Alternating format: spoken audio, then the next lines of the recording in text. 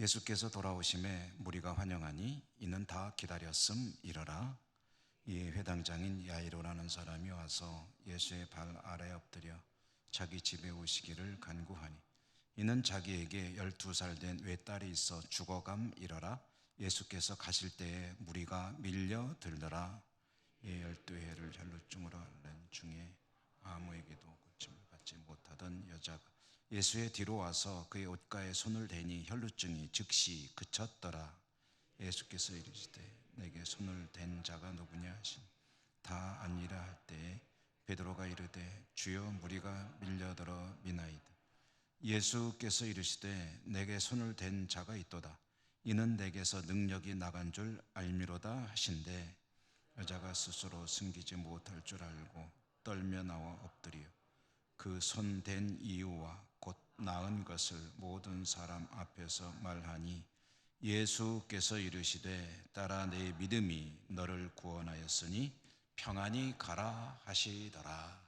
아멘. 오늘도 주님 은혜가 여러분과 함께 하시기를 기원합니다.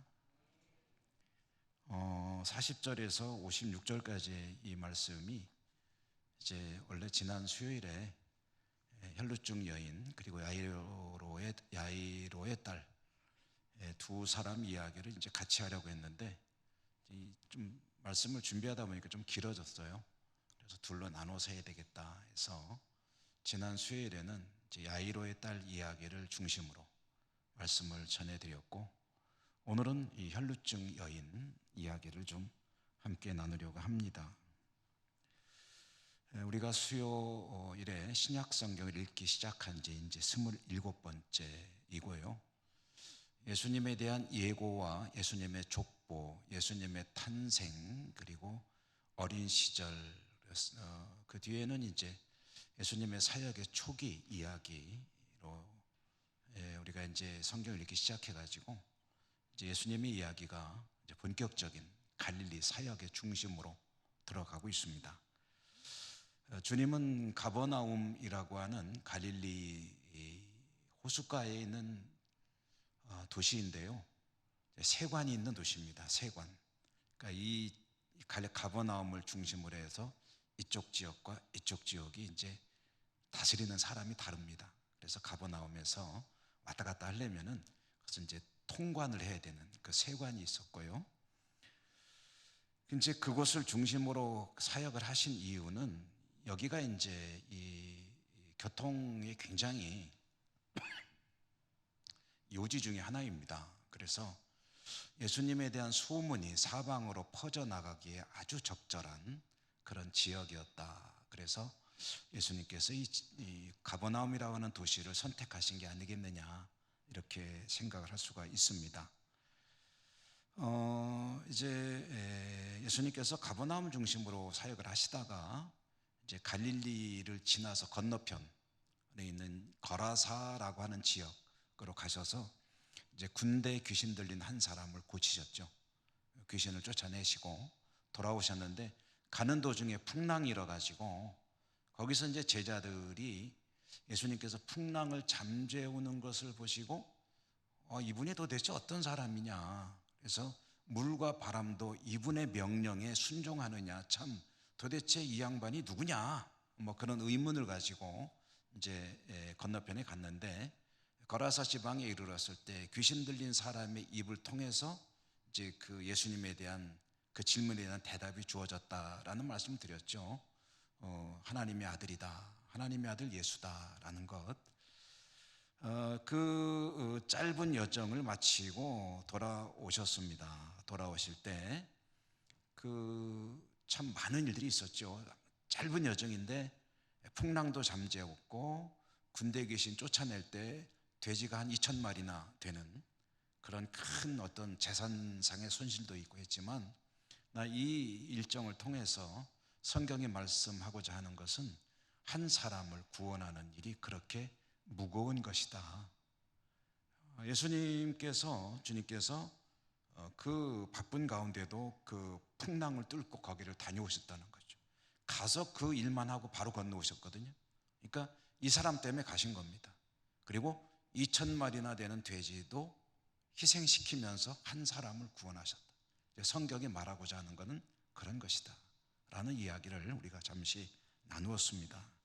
그리고 이제 거라사 지방에서 돌아오시는데 가버나움으로 오셨겠죠. 성경에는 가버나움이라고 명확하게 밝히고 있지는 않지만 갈릴리에서는 뭐 계시면은 거의 가버나움에서 일을 하셨기 때문에 가버나움으로 돌아오셨다. 그러면은 이제 그때에 두 사람이 기다리고 있었다.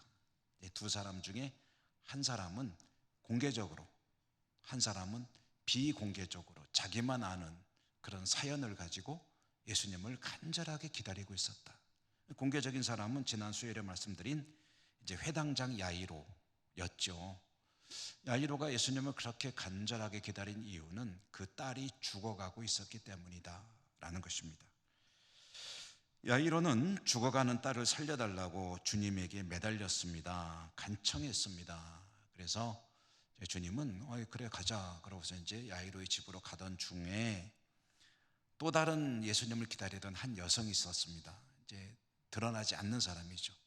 은밀하게 자기만 간절함을 가지고 기다리던 한 여성이 예수님을 이제 만나야 되는데 뭐 상황이 만날 수 있는 상황이 아니에요. 그리고 사실 이 여성에게는 치명적인 약점이 있었습니다. 그것은 혈루증으로 고생을 하고 있는 사람이었다. 그런데 이 혈루증이라는 이 질병이 이제 오늘날 현대의학으로 보면 이제 부인과 질병이다 이렇게 보통 이해를 하죠. 그런데 이제 성경에 의하면 이런 질병은 그 여성을 부정한 사람으로 이제 간주하게 됩니다. 여성들이 참 일종의 숙명이죠. 뭐 고대 세계로 갈수록 여성들의 인권이나 이런 것들은 뭐 거의 바닥이었을 때인데요. 근데 이제 여성들의 이런 어떤 연약함 그리고 불리함들이 이제 어떻게 작용이 되냐면 이제 부정하다. 여기서 부정하다는 것은 정결하다는 말의 반대말로 부정입니다. 그러니까 정결한 사람이어야 하는데 부정하다. 그러니까 부정한 사람이 어떤 사람이냐면은 죄인들, 그다음에 이제 나병 환자들이나 이제 이방인들 이런 사람들은 이제 한마디로 이제 더러운 사람이거든요. 근데 혈루증으로 앓는 여성도 부정한 사람입니다. 그러니까 예수님을 만나서 이 병을 고치고 싶은데 자기는 이런 사연이 있습니다라고 드러낼 수가 없는 거예요. 그러니까 은밀하게 조용히 사람들 틈에서 들키면 큰일 납니다. 그러니까 사람들 틈에서 몰래 숨어가지고 예수님을 어떻게든 만나야 되겠는데 상황을 보니까 지금 예수님하고 면담할 상황이 아닌 거예요. 그러니까 이제 이 여성이 가지고 있는 믿음은 어떤 거냐면 이제 그 당시에 사람들의 일종의 약간의 미신성도 있는 거죠. 옷이라도 만지면 나았지 않겠느냐 하는 그런 이제 기대를 가지고 예수님의 옷을 만졌다. 그러니까 뭐 이거는 기독교 신앙, 우리 하나님을 믿는 신앙뿐 아니라 어느 나라나 민간 신앙에 그런 이야기들이 있습니다. 이제 거룩한 어떤 물품, 물건 이런 걸 만지면 병이 낫는다 뭐 이런 게 있는데 이제 유대인들은 이제 예를 들어서 뭐 제단 또는 성소 이런 데 가서 성물을 만지면 병이 낫는다 라는 어떤 믿음을 가진다고 한다면 이 사람은 예수님의 옷자락이라도 만지면 병이 나을 것 같다는 그런 생각을 하게 됐고 믿음으로 이제 만나서 무슨 손으로 얹어 안수해 주시고 이럴 것까지는 기대도 할 수 없으니까 옷을 뒤에서 몰래 만진 겁니다. 근데 옷을 뒤에서 몰래 만졌는데 그 만지는 일로 인해서 예수님에게서 능력이 나갔고 오늘 성경에 보면 능력이 나갔고 이 사람의 혈루의 근원이 마르게 되었다. 그러니까 병이 그냥 단번에 치유가 된 거죠. 그러니까 우리 주님께서 병을 치료할 때 보면 단번에 치료하는 경우들이 많잖아요. 자, 우리도 그랬으면 얼마나 좋을까 싶어요. 한 번에 탁, 한 방에 돈 문제도 한 방에 탁. 할렐루야. 그러면 너무 좋겠는데, 근데 이제 뭐 그런 경우도 있는 것 같고 아닌 것 같기도 하고 그래요. 어쨌든 이 여성은 그 즉석에서 병이 치료가 됐습니다. 그래가지고 이제 이 여성으로서는 자기 소기의 목적을 이룬 거죠. 병 때문에 나왔는데 병이 나았으니까. 그러니까 이제 슬그머니 조용히 거기서 이제 떠나가면은 되는 거죠. 그런데 이제 문제가 하나 생겼습니다. 뭐냐면 주님이 그걸 알고 알으신 거예요. 이제 딱 그 스스로 느끼신 거죠. 능력이 나가서 누군가의 병이 나았다라는 것을 주님이 이제 느끼신 겁니다. 그래서 주님께서 누가 나를 만졌느냐 하고 만진 사람을 찾습니다. 그 와중에 두리번거리고 결국은 찾고 대화를 좀 하고 하는 와중에 그만 시간이 지체가 되고 야이로의 딸은 죽게 되죠. 숨이 넘어갔습니다. 근데 이제 그 뒤에 어떻게 됐는지는 지난 수요일에 말씀을 드렸고, 오늘은 이 혈루증 여인 이야기를 하려고 하는데요. 회당장 야이로는 속이 타들어갔겠지만 주님은 자신을 누가 만졌느냐 벌써 이제 두리번거리고 찾으셨다라는 겁니다. 여러분은 어떨까요? 주님께서 자기에게 손을 댄 사람이 누구인지 알았을까요? 몰랐을까요?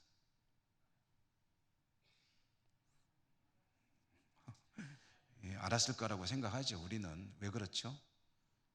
일단 주님은 하나님이시니까. 근데 사실 참 좀 애매합니다. 애매한데, 그런데 주님은 하나님이시지만 그러나 또 틀림없이 사람이셨다는 것도 기억 반드시 해야 됩니다. 그러니까 사람으로의 한계도 다 가지고 계시다. 때로는 하나님 주시는 능력을 가지고 엄청난 일들을 하셨지만, 그러나 무슨 그냥 하나님과 똑같은 분은 아니셨다 하는 것도 우리가 기억을 해야 됩니다. 그런데 오늘 성경에 보면은 주님은 누가 만져서 병이 나은 것까지는 아셨어요. 능력이 나갔으니까. 그런데 그 사람이 누구인지는 모르셨던 것 같습니다. 그럼 어떻게 하느냐?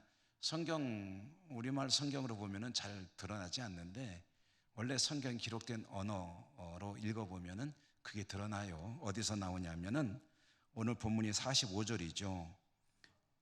예수께서 이르시되 내게 손을 댄 자가 누구냐? 라고 이제 물으셨잖아요. 이 45절 이 손을 댄 자가 누구냐? 라는 이 말을 조금 좀 저속하지만 좀 듣기 불편하시더라도 여러분 좀 모든 그 문법적인 요소들을 살려서 번역해보면 이런 얘기입니다. 손댄 놈이 어떤 놈이야? 나한테 손댄 놈 누구야? 어떤 놈이야? 라는 식으로 이제 하시는 말씀이에요. 그러니까 이제 놈 한 거는 무슨 소리냐면은 남자라는 소리잖아요. 남성 명사를 쓴 겁니다. 예수님이 그렇게 물어보셨다는 얘기는 여성이 손댔다는 것을 뭐 알고도 그러실 수도 있겠지만 굳이 그렇게 표현할 필요 없다. 그렇게 해석할 필요 없다. 예수님이 누구야 하고 진짜로 능력이 나갔다는 것만 아실 뿐, 누구야 하고 이제 궁금해서 이제 돌아보셨다라는 그런 이야기로 이해를 할 수가 있습니다. 그런데 주님께서 이제 두리번거리면서 누구야 하고서 찾으시는 것이 당시 상황에 여러분 적절한 행동이냐라는 질문을 해봅니다. 지난 수요일에도 말씀드렸지만 이 적절한 행동인가요? 사람이 급한 게 있고 안 급한 게 있고 중요한 게 있고 안 중요한 게 있지. 옛날에 뭐 성공하는 사람들 7가지 습관 해가지고 그거 했잖아요. 뭐 이제 4가지로 이렇게 창을 나눠가지고 뭐 급하고 중요한 일, 뭐 급하고 안 중요한 일, 안 중요하지만 급한 일, 또 안 급하고 안 중요한 일. 자, 성공하는 사람들은 어떤 사람들이냐? 제가 이거는 한 2번 말씀드렸으니까 기억력 좋으신 분은 기억하실 거고 잊어버리셨으면 감사하고요. 여러분, 성공하는 사람은 어떤 사람인가요? 어떤 일을 제일 먼저 하는 사람? 누구나 다 급하고 중요한 일을 먼저 합니다. 이건 공통적입니다. 그런데 가끔 이상한 사람들이 있어요. 어떤 사람들이죠? 안 급하고 안 중요한 일에 몰두하는 사람이 있어요. 급하지도 않거니와 중요하지도 않은 일에 거기에 시간을 많이 쓰고 거기에 먼저 우선권을 부여하는 사람이 있어요. 이런 사람들은 인생이 고달픈 사람들이죠. 그럼 이제 둘 중에 하나예요. 급한데 안 중요한 일과 안 급하지만 중요한 일과 둘 중에 어떤 걸 먼저 하느냐. 성공하는 사람은 어떤 걸 먼저 하는 사람이냐. 여러분 뭐부터 하실랍니까? 네? 잘 모르겠습니까? 너무 어려운 질문 드려서 죄송합니다. 저는 이런 어려운 질문 할 때마다 대단히 죄송한 급하고 중요한 일, 안 중요한 일, 안 급하고 중요한 일. 근데 성공하는 사람은 뭘 먼저 하냐면 안 급하지만 중요한 일. 안 급하지만 중요한 일은 어떤 거냐? 대표적으로 운동, 저축, 그 다음에 건강관리, 우리 일상생활에서 중요한 게. 근데 급하지만 안 중요한 일은 뭐예요? 일에 쫓겨가지고 건강관리 안 하고. 저 같은 사람. 이런 사람이 이제 인생에 비교적 성공적이지 못하다고 하더라고요. 자, 여러분, 여기서 지금 예수님에게 급한 일은 뭐고 중요한 일은 뭡니까? 급하기도 하고 중요하죠. 야이로의 딸이. 왜냐? 지금 죽어가잖아요. 그리고 고쳐야 되잖아요. 빨리 살려내야지. 중요한 일이고 급한 일입니다. 여기 이 혈루증 여인은 이거 찾는 게 뭐 그렇게 중요해요? 급합니까? 근데 예수님이 두리번거리고 지금 급하고 중요한 일이 있는데 그거 안 하고 지금 두리번거리고 누구야 나와 그러고 있는 거예요. 그러니까 베드로가 보다 못해서 뭐라 그랬어요? 아니 선생님, 무리들이 이렇게 떠밀어대고 있지 않습니까? 이 말은 무슨 소리입니까? 지금 누가 어쩌다가 밀려서 닿나 보지 뭘 그걸 가지고 이렇게 깨탈스럽게 그러죠. 지금 이러고 있을 때가 아니에요. 빨리 가야지.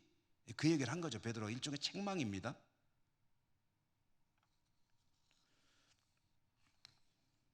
그런 상황입니다. 그런데 오늘 이 이야기 속에서 우리가 좀 주목할 대목은 이 여성이 치유받는 대목, 이것은 굉장히 중요한 이야기입니다. 이 여성이 12회를 혈루증으로 앓았는데 얼마나 고생을 많이 했겠느냐. 그런데 의원들도 많이 찾아다니고 했겠지만 효과를 보지 못했다는 것이죠. 그러니까 오죽하면은 이제 어떤 그 약간의 신비적인 미신적인 믿음을 가지고 선지자를 찾아왔겠느냐. 정상적으로는 의원에게 치료받는 게 정상이잖아요. 근데 그걸 안 하고 선지자를 향해 나왔다는 것은 거기서 효과를 못 봤다는 얘기죠. 그런데 이 여성이 주님의 옷에 손을 댔습니다. 여러분, 그 흐름을 한번 쫙 생각해 보십시오.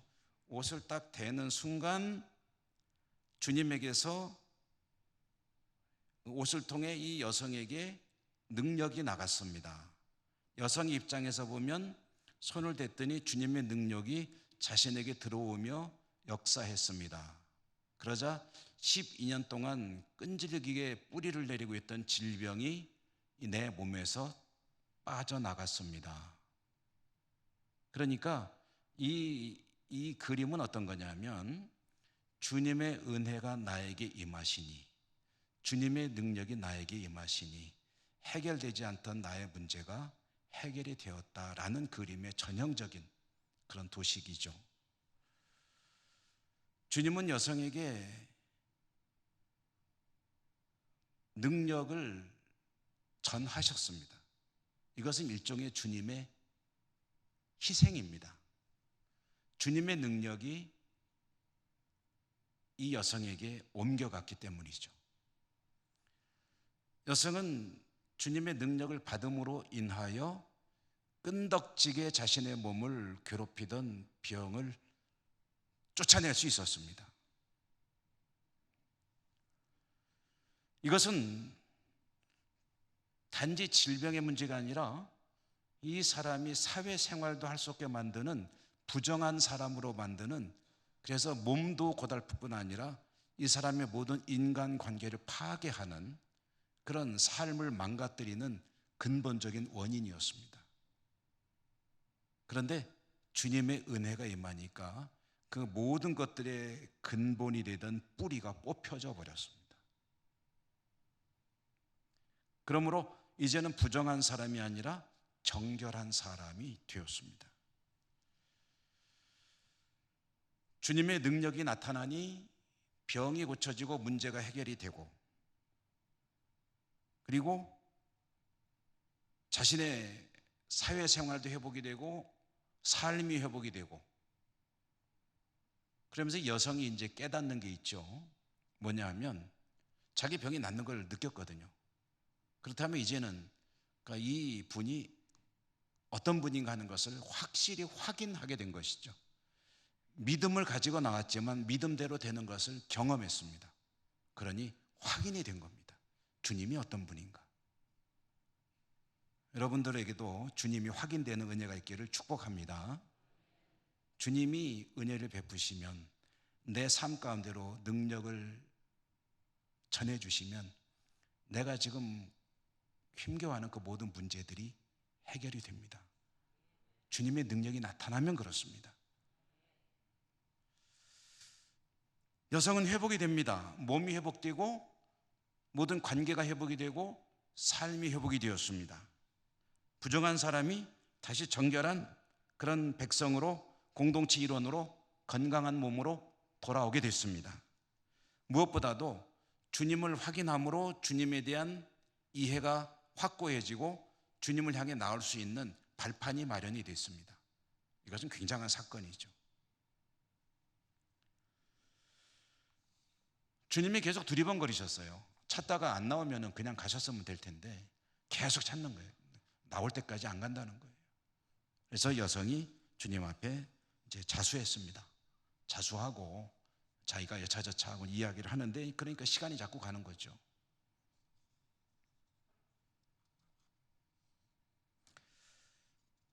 자초지종을 들으신 주님께서 여성을 향해서 말씀하셨습니다. 그것이 이제 48절인데요. 48절 말씀을 한번 여러분 같이 읽어볼까요? 주님께서 이 여성을 향해 하신 말씀이죠. 읽습니다. 예수께서 이르시되 딸아 내 믿음이 너를 구원하였으니 평안히 가라 하시더라. 아멘. 여러분, 이 여성을 뭐라고 불렀죠? 딸이라고. 우리나라에서 쓰는 딸하고 이스라엘 사람들이 쓰는 딸하고 의미가 다른 걸까요? 그래서 그 뜻을 특별히 새겨볼 필요가 있을까요? 딸은 그런 의미가 없습니다. 딸은 똑같아요. 우리나라 딸이나 그 나라 딸이나. 우리가 쓰는 딸하고 똑같은 말이에요. 우리가 어떤 사람한테 딸이라고 그럽니까? 내가 내 자녀로서 태어난 아이, 딸, 가가 딸이죠. 그리고 또 어떤 경우가 있습니까? 이제 혹시 내 핏줄은 아니더라도 나이 차이가 많이 나서 아유 딸 같은 아이야, 얘 딸, 그렇게 부를 수도 있겠죠. 그런 경우도 있죠. 없습니까? 있다고 하십시다. 그러니까 나이 차이가 많이 나는 거예요. 저는 이제 60 몇이잖아요. 근데 한 20 몇 그런 아이들 같으면 아유 내 딸 같아, 넌 내 딸해라, 이렇게 얘기할 수 있잖아요. 근데 이스라엘도 마찬가지예요. 자기 핏줄이거나 아니면 나이 차이가 많이 나는 여성을 부를 때 딸이라고 부릅니다. 그러면 주님이 지금 죄송하지만 연세가 어떻게 되시느냐는 거죠. 주님 연세가 어떻게 되십니까? 33세라고 치죠. 뭐 공생의 마지막 해라고 치집시다. 많아봤자 33세예요. 33세면은 지금 뭐 여러분 자녀분들 중에 33세 된 자녀를 생각해 보십시오. 여러분의 아드님들 중에 33세보다 훨씬 많은 그런 아들들이 있죠. 근데 그 아들이 지금 혈루증 여인은 몇 살인지는 몰라요. 그렇지만 이 상황을 볼 때에 예수님보다 어리지는 않을 것 같아. 제 추측이지만. 혹시 어려도 한 두어 살? 오히려 더 나이가 많을 확률이 높죠. 12년 동안 혈루증으로 고생했다 하면은 사실은 아주 젊은 녀석은 아닐 가능성이 높습니다. 그렇다면은 자기보다 연상이야. 그럴 가능성이 높아요. 근데 지금 33살짜리 총각이 한 40살쯤 된 그런 어떤 여성한테 따라 그러는 게 도대체 이런 법이 어디 있냐는 거죠. 왜 예수님은 그렇게 부르셨나는 거죠.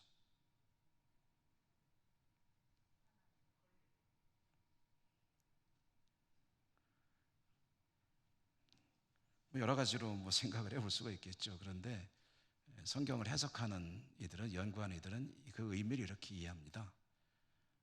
그렇게 소중한 사람이다. 내 딸같이 소중한 사람이다. 그런 뜻으로 불렀다라는 거죠. 여러분, 이 이야기가 전개되는 동안에 여기에는 또 다른 딸 이야기가 같이 섞여서 나오잖아요. 누구죠? 야이로의 딸. 야이로의 딸 이야기하고 이 이 혈루증 여인하고 같이 이야기가 섞여 나오는데, 야이로의 딸, 그 딸을 향해서 야이로가 아버지로서 어떤 모습을 보입니까? 얼마나 귀중한 존재이면은 이 딸을 살리기 위해서 예수님 바짓가랑에 붙들고 늘어지잖아요. 여러분, 해당장이 예수님에게 이렇게 한다는 것은 이건 사실 기대하기 어려운 일입니다. 그런데 아버지가 딸을 위해서라면 못할 게 어디 있어요? 딸을 살려야 되는데, 예수님이 아니라 예수님보다 더한 사람 바지라도 붙들고 늘어져야죠. 그러니까 여기서 야이로에게 그 딸이 있다고 한다면, 예수님에게는 이 딸이 야이로가 딸을 대하는 것과 대비가 되고 있는 거예요. 지금 이 얘기 속에서 딸이 그렇게 소중하듯이 예수님에게는 이 여성이 소중한 그런 하나님의 딸이다라는 이야기입니다. 그러므로 이 소중한 존재인 여성을 부를 때 딸아 라고 부르시는 거예요. 지금 여기 있는 저희들 같은 경우에는 이제 예수님이 만약에 계신다고 한다면 연세로 따지면 2000살이 넘으셨으니까 아무나 붙잡고 딸아 아들아 해도 뭐 아무 상관없죠. 그러나 그때는 상황이 다르죠. 정말 소중한 사람입니다. 그리고 이 이야기 바로 전에도 그 이야기 제가 말씀드렸잖아요. 귀신 들리는 한 사람 때문에 밤새 풍랑을 뚫고 가서 그 사람 고쳐놓고 바로 뒤돌아서서 돌아와가지고 야이로의 딸 살려내잖아요. 회당장, 이 혈루증 여인 고쳐주십니다. 이게 예수님이세요. 너무너무 소중한 사람들을 찾아다니시는 예수님. 예수님의 모습입니다. 그렇게 부지런히 찾아다니시기 때문에 저도 찾아오셨고 여러분도 찾아오신 줄로 믿습니다. 그래서 지금 우리가 주님 백성으로 살아가고 있는 거예요.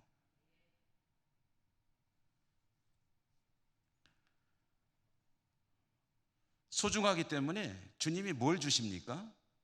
병을 고쳐주셨죠. 근데 병보다 더 중요한 게 있잖아요.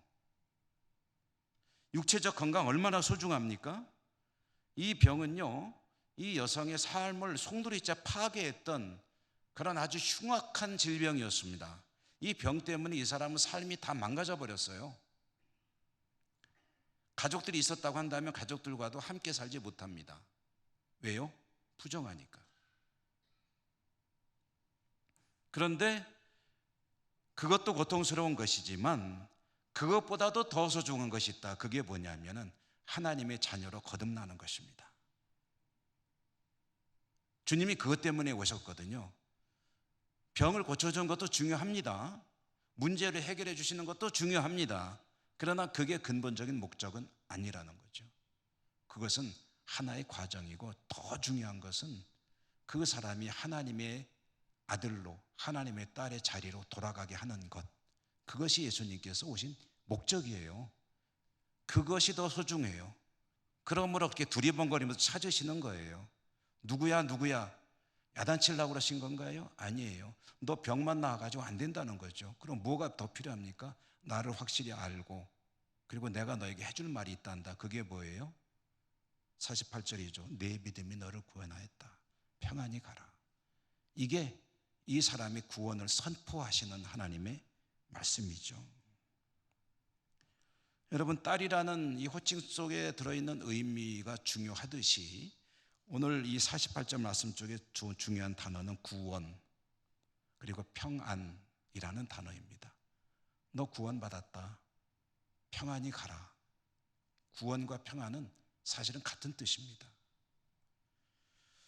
구원이란 그가 하나님의 딸로 다시 태어났다, 거듭났다는 것이고요.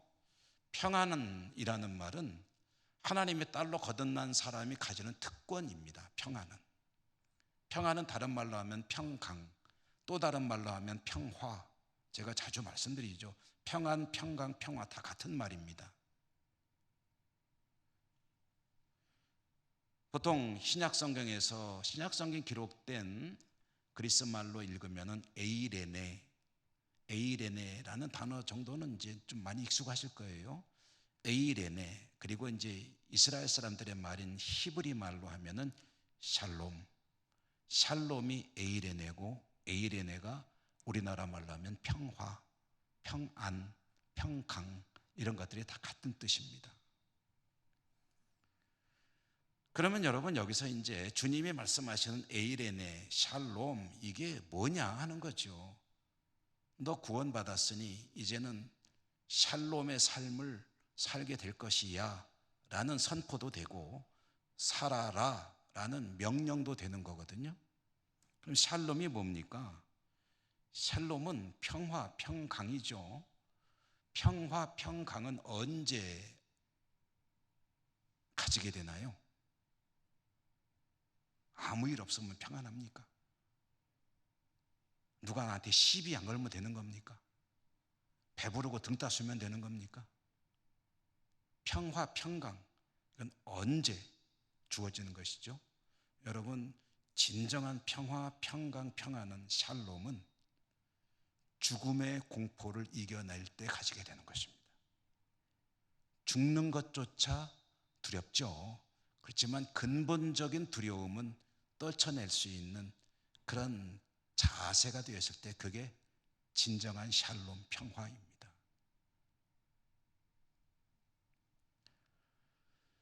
그것이 하나님 안에서의 평화, 평강입니다. 어린아이들이 가장 평화로운 장소가 어딘가요? 그렇죠. 엄마 품이죠. 엄마 품보다 더 평안한 자리가 어딘가요?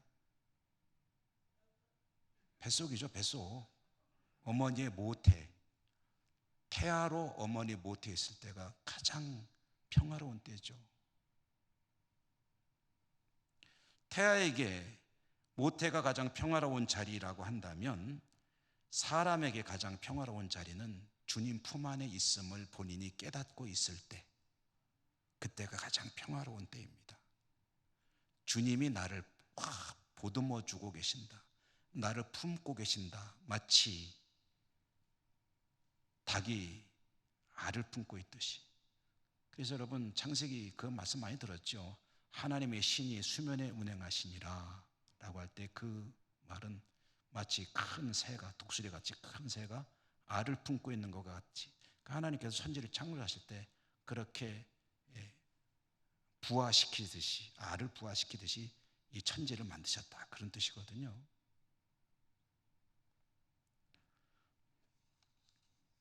따라 평안히 가라. 하나님의 자녀여, 하나님의 평강 속에 앞으로는 살길 바란다. 너는 구원받은 사람이 되었다 라는 선언을 하신 거죠. 왜 그렇죠? 주님을 확실히 알게 되었고, 이제는 주님을 영접할 수 있는 그런 자세가 되었고, 영접을 한 것이고, 그러므로 너는 이제 구원받은 하나님의 자녀, 하나님의 자녀로 거듭났으니, 그러니 이제부터는 두려워하지 말고 평강 속에 살아가라 라고 주님께서 그를 일종의 삶의 자리로 파송하시는 거죠. 자, 여러분, 저도 그렇고 여러분도 그러십니다. 지금 이 여성이 겪은 그 과정을, 구체적인 방법은 다르겠지만 우리는 이미 지나가고 있고 또 지나오기도 했습니다. 저나 여러분이 주님을 만났죠. 안 만나셨어요? 만나셨어요? 만나셨죠? 그러니까 주님을 믿으시잖아요. 주님이 누군지 아시잖아요. 받아들이셨잖아요. 주님이 나의 구주가 되심을 내 입술로 시인했잖아요. 그리고 그 주님의 말씀대로 살려고 노력하시잖아요. 거듭난 거죠. 거듭났습니다. 거듭난 하나님의 백성은 무엇의 약속을 가지고 살아갑니까? 천국에 대한 약속을 가지고 있죠. 우리가 일생을 이렇게 성화, 거룩한 성도로서 살아가는 삶을 부지런히 사노라면 그 끝에는 뭐가 있습니까? 천국의 문이 있겠죠. 거기서 주님이 기다리시겠죠. 그런데 그거는 이제 그때 종말의 때 있을 일이고, 그럼 그때까지, 거기에 도달할 때까지의 우리의 삶의 이야기를 지금 오늘 이 말씀이 들려줍니다. 지금 이 순간도 하나님의 자녀는 어떤 사람이냐면 평안 평강의 삶을 살아가는 사람이다라는 것입니다. 하나님의 샬롬 안에 살아가라고 하셨잖아요. 평안히 가라라는 말은 갈 때 넘어지지 말고 조심해 가, 그런 뜻인가요? 이제는 하나님의 자녀로 살아가라. 두려워하지 마라. 염려하지 마라. 네가 하나님의 치유의 능력을 경험하고 하나님의 자녀로 거듭났다면 이제부터 하나님의 자녀로서 살아야 한다. 그것은 평화의 삶을 사는 것이다. 너 자신이 평화를 누리며 살고 너로 인하여 너를 만나는 이들이 평화로운 삶을 살도록 살아가야 한다. 피스메이커. 연약한 인간이므로 여러 가지 어려운 일들을 만날 때 두려움이 있고 염려가 있고 근심이 있고 의심이 있고 여러 가지 상황들이 발생하겠죠. 그러나 순간적으로 또 잠시나마 두려움과 근심 가운데 있을 수는 있겠지만, 내가 하나님의 자녀임을 깨닫는 순간, 하나님의 손이 나를 품고 계시고 붙들고 계시다는 것을 깨닫는 순간 두려움이 사라지고 하나님의 평화가 나에게 임하는 그런 삶을 살으라는 거죠. 이 여인에게 주어진 삶에 대한 명령입니다. 주님은 혈루증 여인의 육신을 고쳐주셨습니다. 그러나 그보다 더 중요한 것은 하나님의 자녀로 거듭나도록 그를 찾으시고 결국은 그렇게 만드셔서 선포하셔서 그 삶의 자리로 돌려보내 주셨습니다. 주님의 평강이 그에게 이루어지는 삶을 선언하신 것이죠. 그 여인이 뒤에 어떻게 살았는지는 우리는 알 수 없습니다. 그러나 이와 같은 주님의 선언이 그의 삶이 이루어지고 복된 삶을 살았기를 바라는 마음, 이라고 한다면 그러면 나에게도 똑같이 그렇게 되기를 기대하고 또 내가 해야 될 일은 부지런히 해야 되겠죠. 하나님의 자녀로서 평화를 누리며 살아가는 그 삶의 자리, 주님이 데려다 놓으셨으면 거기에서 주님 주시는 평강을 누리며 살아가야 한다라는 것이죠. 여러분, 요새 좀 근심거리 많으시죠? 걱정거리 많으시고 몸도 여기저기 고장도 나시고 연세가 들어가시니 여기도 아프고 저기도 아프고, 저도 그래요. 그러면서 이것저것 참 경제도 어려운 시대이고 많은 근심 걱정거리가 있지만, 그러나 그때마다 항상 잊지 마십시오. 하나님께서 나를 사랑하신다. 하나님께서 나를 구원하신다. 얼마나 사랑하시고 구원하려고 하시려고 열심히 일하셨는지 아들까지 죽이시고 나를 사랑하시고 나를 구원하셨다. 그 하나님이 성령으로 지금도 내 곁에 계시며 내 삶을 돌보시며 이끌어가고 계신다. 그리고 뭐든지 힘든 일이 있으면 뭐 하라고 그러셨다? 기도하라고 하셨다. 나한테 얘기해라. 구하라. 그리하면 얻을 것이요. 찾으라. 찾게 될 것이요. 문이 닫혀 있니? 두드려라. 열릴 것이다. 약속을 주셨잖아요. 그 약속을 생각하면 내 마음에 두려움은 사라지고 평화가 임해야 하는 것이고, 주님은 그 삶을 우리에게 명하셨습니다. 여러분의 삶이 늘 하나님과 동행하는 평강의 삶이 되시기를 주님 이름으로 축복합니다. 은혜로우신 하나님 감사합니다. 오늘도 복음서 말씀을 읽어나가며 그 속에서 하나님께서 하시고자 하시는 그런 여러 가지 뜻들을 새겨보았습니다. 저희들은 하나님의 은혜로 하나님의 자녀로 거듭났고 하나님 주시는 평강 가운데 살아갈 수 있는 그런 은총의 소유자들입니다. 늘 여러 가지 어려움이 있더라도 실망하거나 낙심하거나 좌절하거나 실족하지 아니하고 주님 백성답게 평강의 삶을 살아가는 은혜가 늘 넘치도록 축복하여 주옵소서. 승리할 수 있도록 인도하여 주시옵소서. 예수님 이름으로 감사하고 기도드립니다. 아멘.